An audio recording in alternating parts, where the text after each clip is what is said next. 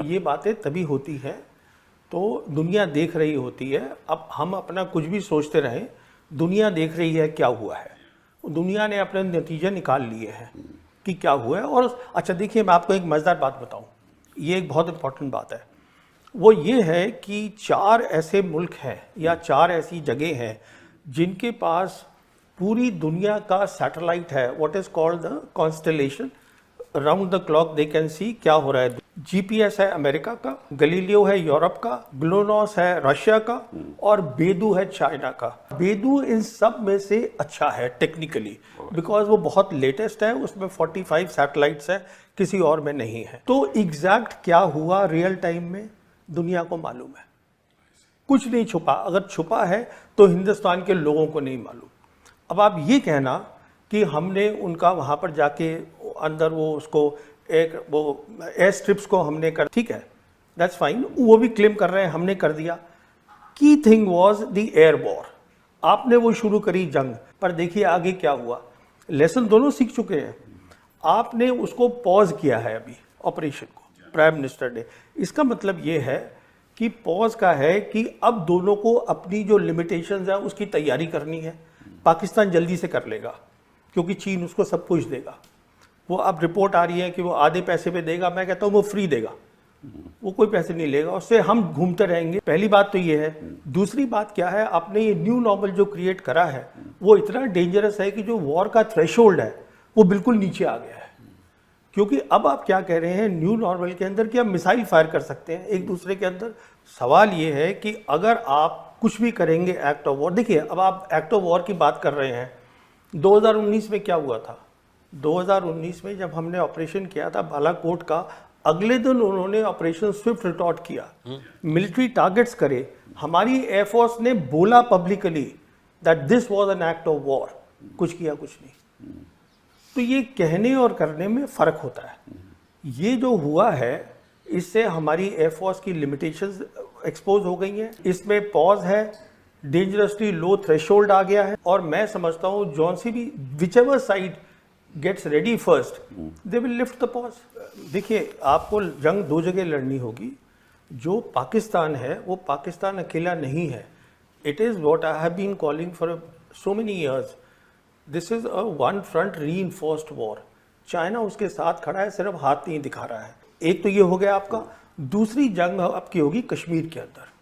जहाँ तक उनका ताल्लुक है, चाइना का ताल्लुक है, वो ये इंश्योर करेंगे जो आपकी एयरफोर्स है वो तकसीम रहेगी, पर वो कुछ करेंगे नहीं। वो सिर्फ अपनी एक्टिविटी जो है वो बढ़ा देंगे, लड़ाई नहीं लड़ेंगे आपके साथ। वो आपको अपने लेवल का समझते ही नहीं है। और सब ये इससे एक और बात निकली, अब पूरी जो दुनिया है, अब हम कह रहे हैं कि साहब हम हाइफनेट हो गए हैं, हिंदुस्तान पाकिस्तान। आप खुद ही तो करते रहते हैं सारा टाइम।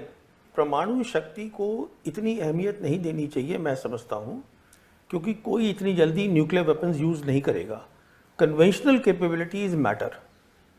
जो जंग होती है कन्वेंशनल कैपेबिलिटीज़ मैटर, और उसमें वो दुनिया ने देख लिया है कि हमारे वो कॉम्पिटिटर हैं, वो हमसे कम बिल्कुल नहीं। एक काउंटर टेररिज्म स्ट्रैटेजी नाम की कोई चीज़ नहीं होती मेरी सोच में। सॉरी, मैं बताता हूँ क्यों। 35 साल जब ये प्रॉब्लम शुरू हुई थी, ये प्रॉब्लम क्यों चलती रही है, क्योंकि हमारे पास कभी credible conventional war fighting capabilities थी ही नहीं। मिसाल के तौर पर चीन ईस्ट लद्दाख में बैठा है, हम क्या उसको बाहर फेंक सकते हैं? नहीं फेंक सकते। जब पाकिस्तान को लगता ही नहीं है कि आपके पास लड़ाई की काबिलियत है, तो वो क्या करेगा? और काउंटर टेरर तो आप अपने एरिया में कर रहे हैं ना, यहाँ पे फेंस लगा के आप करते रहिए, 35 साल और करते रहिए। नहीं हो रहा है। मैं यही आपसे अर्ज करना चाहता था। उन्होंने अपना डिफेंस बजट 20% बढ़ा दिया है, चीन उनके साथ है, पाकिस्तान कहीं नहीं जा रहा। ये जब मैं पैदा हुआ था तभी से सुन रहा था कि पाकिस्तान जो है वो टूटने वाला है। पाकिस्तान मेरे हिसाब से आज जियोपॉलिटिकल प्रोफाइल पाकिस्तान का बढ़ गया है। मेरे हिसाब से आज चीन साउथ एशिया पे छा गया है। अगर वो छा गया है, उनका इस्लामिक पार्टनर इसमें पाकिस्तान है। पाकिस्तान है जो कि अरब और मुस्लिम कंट्रीज़ के साथ बहुत कुछ कर सकता है।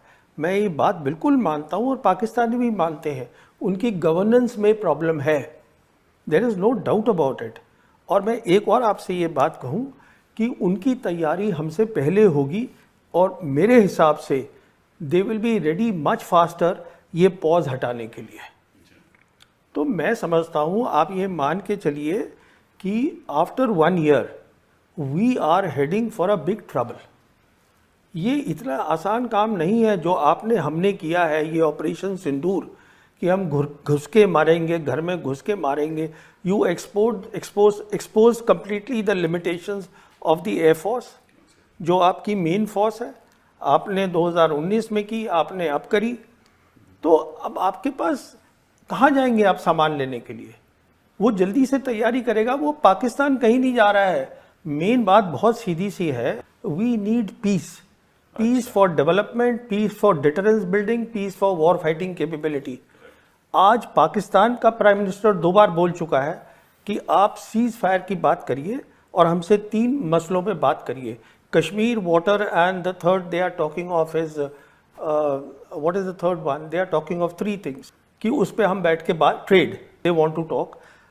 चाइना का अभी vice foreign minister Sun Weidong was here in Delhi, he met up with the foreign secretary Misri, they से कि आप डायरेक्ट फ्लाइट शुरू करिएगा। अच्छा, अभी देखिए, जो आपको ये शायद मालूम होगा, आपको तो मालूम ही होगा, Sergey Lavrov was suppose here, उसने अपना कैंसिल कर दिया है आना, क्योंकि हमारे प्राइम मिनिस्टर और foreign minister they are going to G7, वो वहाँ चले गए हैं। अब क्यों आ रहे थे Sergey Lavrov?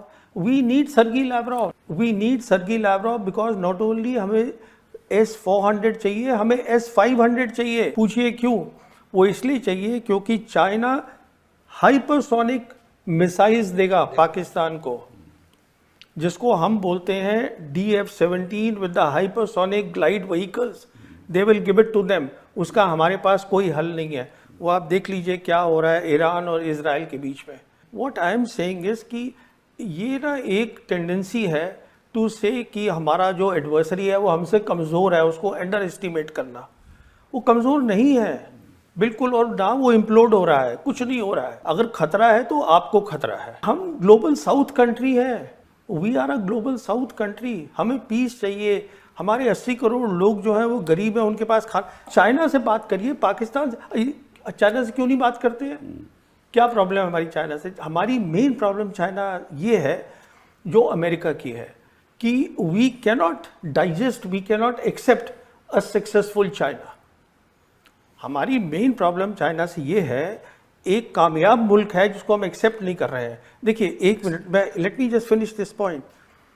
If you see the 36 dynasties of China, एक को छोड़ के all the dynasties they built and rebuilt the great wall of China. देखिए, कश्मीर की आप जो भी कह लीजिए कि यह हमारा हो गया, कश्मीर जो ओरिजिनल कश्मीर है उस पर आज चाइना भी बैठा हुआ है, पाकिस्तान भी बैठा हुआ है। ये भी हकीकत है कि यूएन में 1948 रेजोल्यूशन था, वो भी एक हकीकत है। उसका मायना ये है कि जो उनका डिफेंस मिनिस्टर है पाकिस्तान का, ख्वाजा आसिफ, उसने 4 दिन पहले बयान दिया है, ये सुनिएगा इस बात को। 4 दिन पहले उसने ये कहा है कि हम लाइन ऑफ कंट्रोल को अब सीज फायर लाइन बोलना चाहते हैं। इसका मैं इम्प्लीकेशन 1 मिनट आपको बताता हूँ। लाइन ऑफ कंट्रोल जब बनी थी शिमला एग्रीमेंट में, इसमें 2 चीज़ें थी।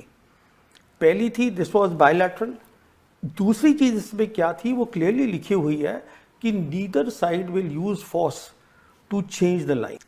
इसका मतलब ये हुआ कि आप टैक्टिकली उसको हिला सकते थे, जो हम हिलाते रहे हैं। कभी हम उनकी एक पोस्ट ले लेते हैं, हमारी ले लेते हैं।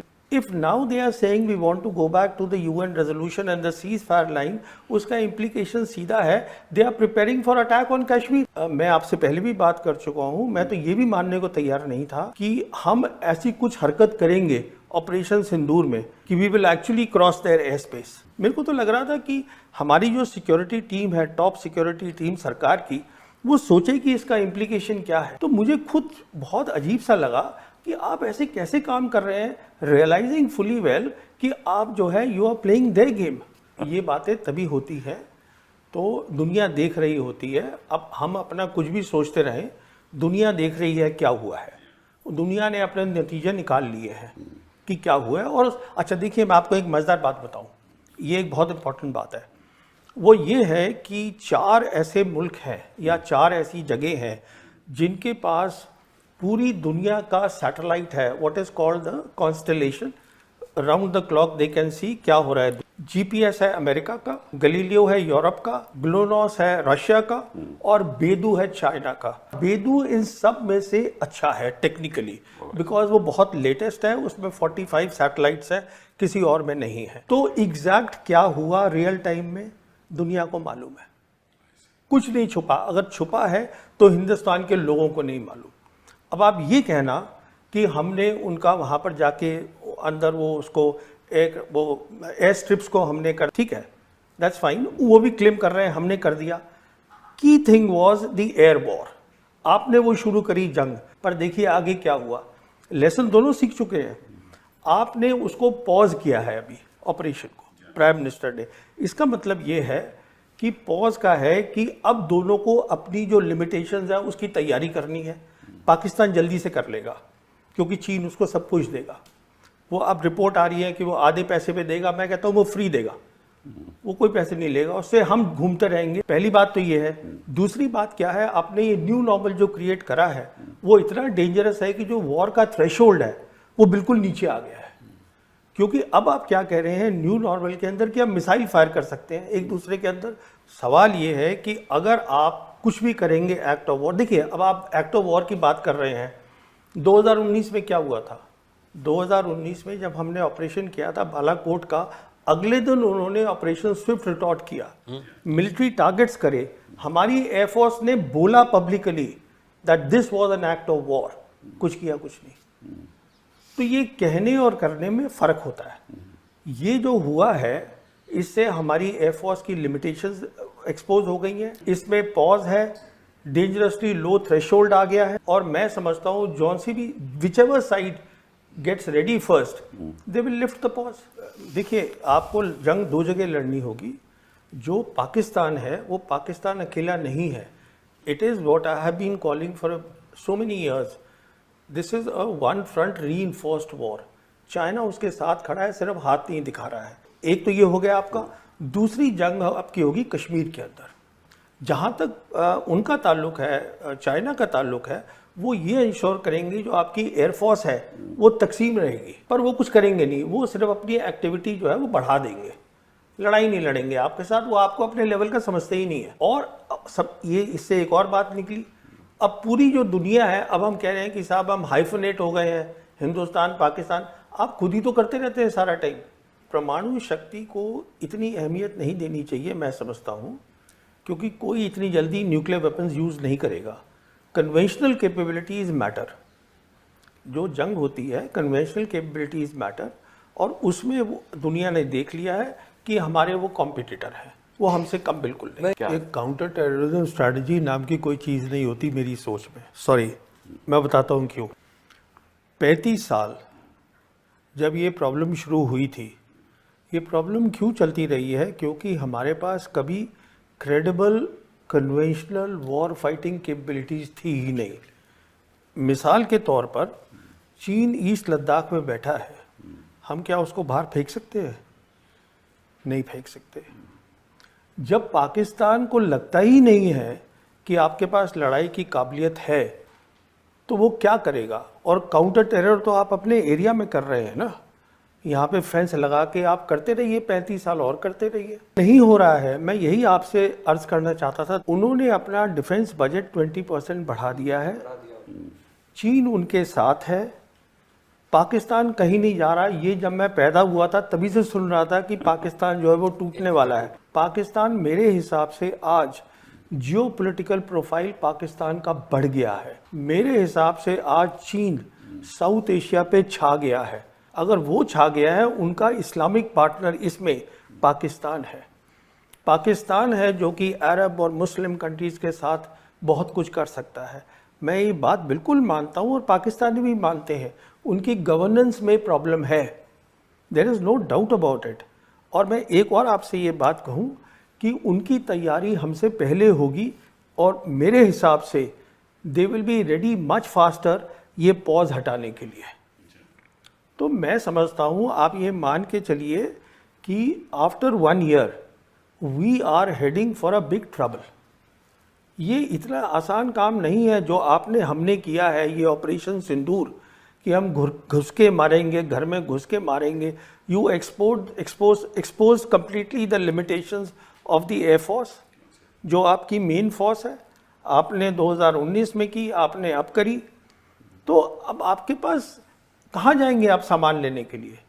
वो जल्दी से तैयारी करेगा, वो पाकिस्तान कहीं नहीं जा रहा है। मेन बात बहुत सीधी सी है, we need peace, peace for development, peace for deterrence building, peace for war fighting capability.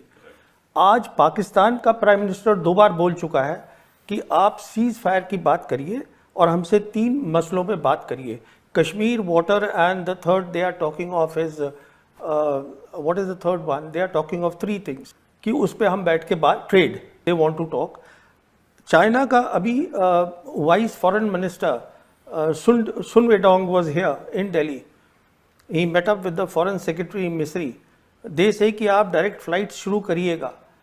अच्छा, अभी देखिए, जो आपको ये शायद मालूम होगा, आपको तो मालूम ही होगा, Sergey Lavrov was suppose here, उसने अपना कैंसिल कर दिया है आना, क्योंकि हमारे प्राइम मिनिस्टर और foreign minister they are going to G7, वो वहाँ चले गए हैं। अब क्यों आ रहे थे सर्गी लैवरोव?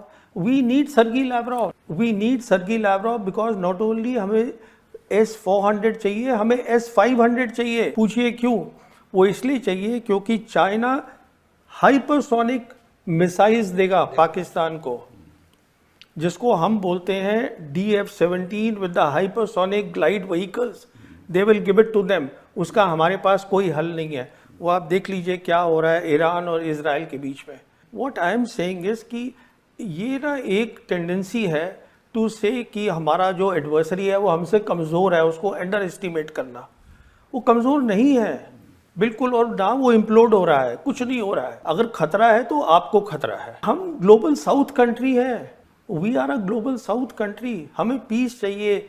हमारे 80 करोड़ लोग जो हैं वो गरीब हैं, उनके पास चाइना से बात करिए, पाकिस्तान से, चाइना से क्यों नहीं बात करते हैं?